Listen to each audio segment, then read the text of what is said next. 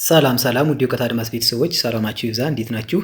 በዚህ ቻናል አማርኛ፣ እንግሊዘኛ፣ ሂሳብ እና ሌሎች ትምህርቶችን በኢሞ፣ በቴሌግራም፣ በዋትሳፕ እና በጉግል ሚት ከጀማሪ እስከ ከፍተኛ ያሉ ተማሪዎችን እያስተማር እንገኛለን። ስለሆነም ፕላስ 251 እያስቀደማችሁ በ978 40 92 73 ደውላችሁ በመመዝገብ በቀጥታ መማር ትችላላችሁ።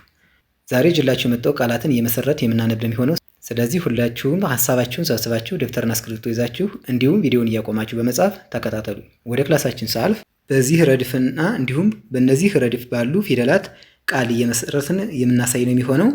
ስለዚህ በሰ የሚጀምር ቃል መስርቱ ብንባል ሰኞ፣ ሰኞ፣ ሰኞ የሚል ቃል መመስረት እንችላለን ማለት ነው። ሰ ከሰ ቤተሰብ መጀመሪያ ነው። ኞ ከኛ ቤተሰብ ሰባተኛ። እነዚህ ሁለት ፊደላት በአንድ ላይ አያይዘን ሰኞ፣ ሰኞ የሚል ቃል መመስረት ይቻላል ማለት ነው። ማ እናገኛለን። በማ የመሰረት ነው ቃል ማክሰኞ፣ ማክሰኞ።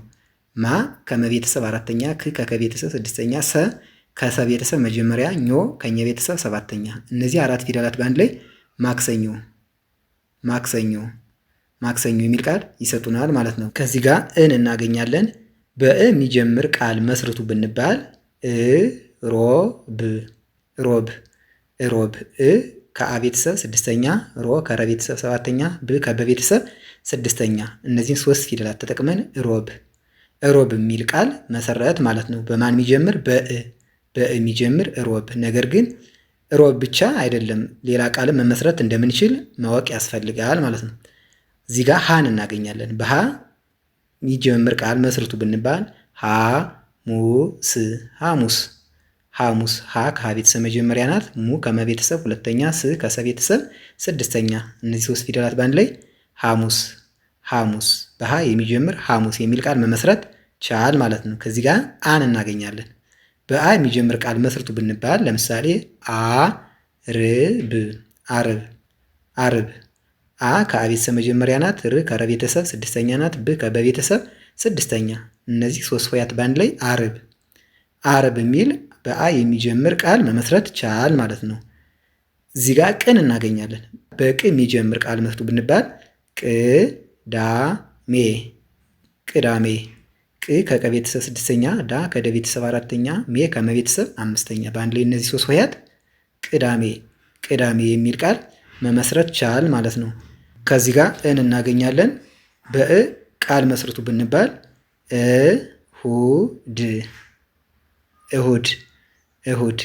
እ ከአ ቤተሰብ ስድስተኛ፣ ሁ ከሀ ቤተሰብ ሁለተኛ፣ ድ ከደ ቤተሰብ ስድስተኛ። ስለዚህ እን ተጠቅመን በእን የሚጀምር ቃል መስርቱስ ብንባል እሁድ የሚለውን ቃል መመስረት እንችላለን ማለት ነው።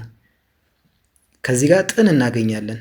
ጥን ተጠቅማችሁ ቃል መስርቱ ብንባል ደግሞ ጥቅም፣ ጥቅም፣ ጥቅም። ጥ፣ ቅ እና ም እነዚህ ሶስቱ ፊደሎች ከየቤተሰባቸው ስድስት ስድስተኛ ናቸው። በአንድ ላይ አጣምረን ስናነባቸው ጥቅም፣ ጥቅም የሚል በጥ የሚጀምር ቃል መመስረት ቻል ማለት ነው። ከዚህ ጋር ዘን እናገኛለን። በዘ የሚጀምር ቃል መስርቱ ብንባል ዘመድ፣ ዘመድ፣ ዘመድ። ዘና መ ከየቤተሰባቸው መጀመሪያ፣ ድ ከደ ቤተሰብ ስድስተኛ። እነዚህ ሶስት ፊደላት በአንድ ላይ አጣምረን ስናነባቸው ዘመድ፣ ዘመድ የሚል በዘ የሚጀምር ቃል መመስረት ቻል ማለት ነው። ከዚህ ጋር ቁ እናገኛለን። በቁ የሚጀምር ቃል መስርቱስ ብንባል ቁጥር፣ ቁጥር፣ ቁጥር። ቁ ከቀ ቤተሰብ ሁለተኛ፣ ጥናር ከየቤተሰባቸው ስድስተኛ። በአንድ ላይ እነዚህ ሶስት ፊደላት ቁጥር፣ ቁጥር የሚል ቃል ይሰጡናል ማለት ነው።